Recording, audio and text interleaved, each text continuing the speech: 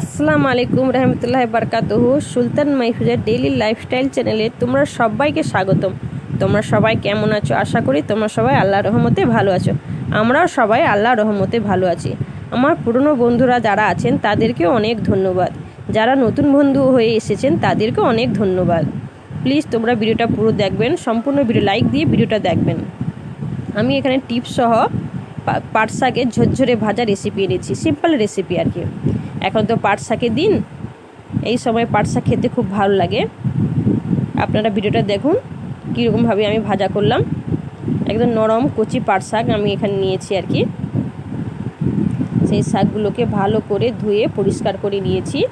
একদম নরম কচি পাট শাক আর কি। তোমরা লাইক দিয়ে ভিডিওটা দেখবেন। যদি ভিডিওটা ভালো লেগে থাকে সাবস্ক্রাইব করে দেবেন। এখানে আমি কড়াতে একটু তেল দিয়ে দিলাম।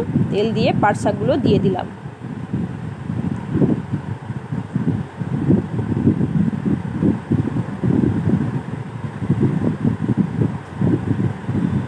সব পাট শাকগুলো আমি দিয়ে দিলাম পাত্রে।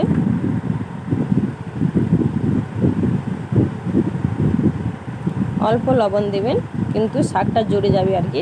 মনে হচ্ছে যেন এতগুলো শাক, কিন্তু শাক জড়ে যাবে। এখানে আমি 3টে কাঁচা লঙ্কা নিয়েছি।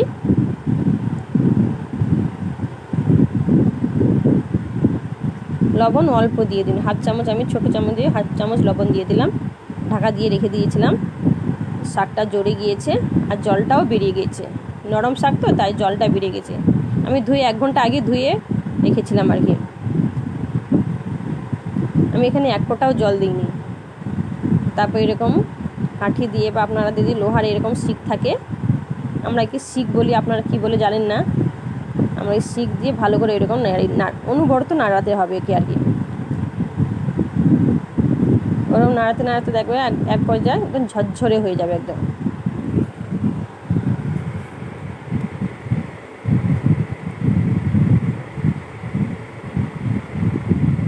এইভাবে আপনারা পাট শাক ভাজি করবেন, খুব ভালো লাগবে খেতে। খুব সুন্দর ঝরঝরে পাট শাক ভাজি হবে।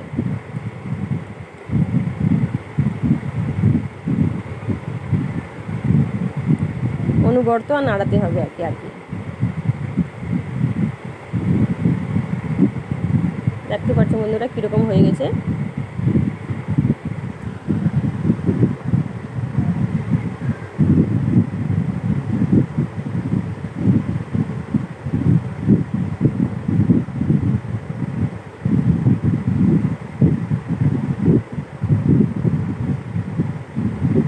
অনবরত নাড়িয়ে রাখতে হবে কি, একদম ঝরঝরে পাট শাক ভাজি হয়ে যাবে আপনার। আমার এটা হয়ে গেছে, এবার আমি নামিয়ে নেব। এবার আমি এখানে ফোড়ন দিব আর কি। সরষা তেল দিয়ে দিলাম, অল্প কালো জিরে দিলাম, পেঁয়াজ কুচি দিয়ে দিলাম। লঙ্কা দিইনি, কাঁচা লঙ্কা সিদ্ধ করার সময় ওখানে কাঁচা লঙ্কা দিয়েছিলাম বলে, তাই জন্য এখানে আমি লঙ্কাটা দিলাম নি। তারপরে থেতো করা রসুন দিয়ে দিলাম।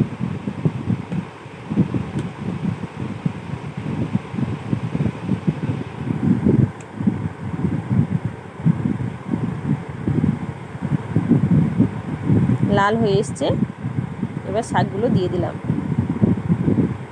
আবার শাকগুলোকে ওইভাবে আমি আবার নাড়াবো।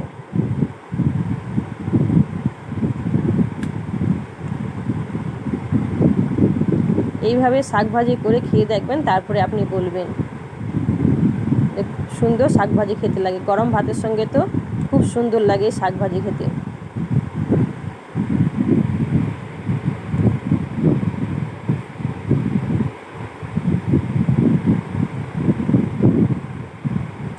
এখনকার শাক, পাট শাক তো নরম একদম।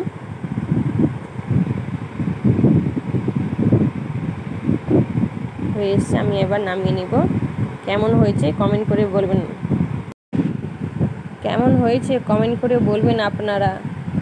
একদম ঝরঝরে পাট শাক ভাজি আপনারা দেখতে পাচ্ছেন, খুব সুন্দর ঝরঝরে পাট শাক ভাজি হয়েছে। আবার দেখা হবে পরের রেসিপি নিয়ে। বাই, আল্লাহ হাফিজ। তোমরা সবাই ভালো থেকো এবং সুস্থ থেকো।